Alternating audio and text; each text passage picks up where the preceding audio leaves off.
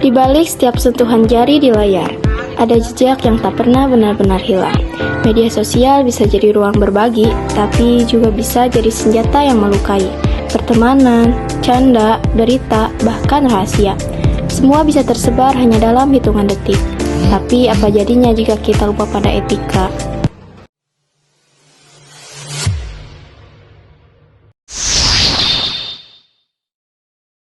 Oke, standby, kamera ready, sound ready, 3, 2, 1, action. Nah, lihat ini ada berita tentang salah satu siswa di sekolah kita. Serius, coba aku lihat. Katanya dia melakukan sesuatu yang buruk. Wah, ini sudah banyak yang membagikan, tapi aku nggak tahu siapa sumbernya. Kalau sudah ramai, mungkin benar. Ya, sudah aku share aja. Tanpa mengetahui sumber dan kebenarannya, Alia membagikan berita tersebut. Ia tidak menyadari bahwa unggahan itu akan berdampak pada seseorang.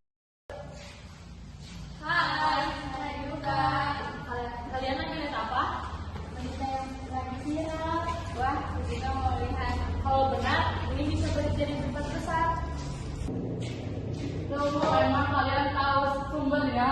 Nggak tahu. Kalau nggak tahu, jangan langsung percaya. Bud, kamu sudah lihat berita ini? Belum, berita apa?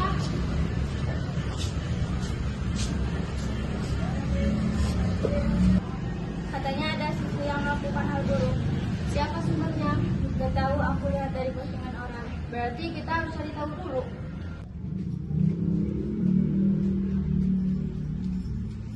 Kalian sedang membicarakan apa?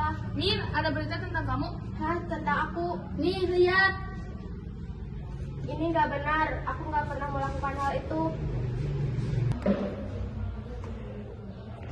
Kenapa orang-orang langsung percaya berita ini? Tapi sudah banyak yang membagikannya. Banyak yang membagikan bukan berarti benar. Mir, sekarang banyak orang melihat aku seperti orang yang melakukan sesuatu yang buruk. Kita harus mencari tahu sumber berita ini sebelum membuat kesimpulan. Benar, dan sampai berita ini semakin menyebar. Aku juga tadi hampir membagikannya. Untung tahu dulu. Putri, Dinda, Lia, Salsa, dan Naya mereka mencari informasi tentang berita Mira.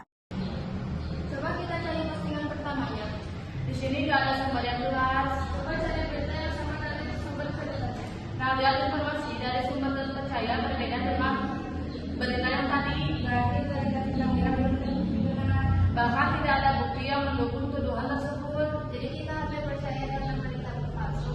Iya, kita terlalu cepat terpercaya karena melihat berita yang viral.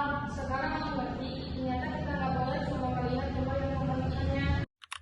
Alia mengakui kesalahannya kepada Mira. Mir, aku mau jujur, aku yang pertama membagikan berita itu. Kamu? Iya, aku nggak tahu sumbernya, tapi tetap aku bagikan. Kenapa nggak dicek dulu?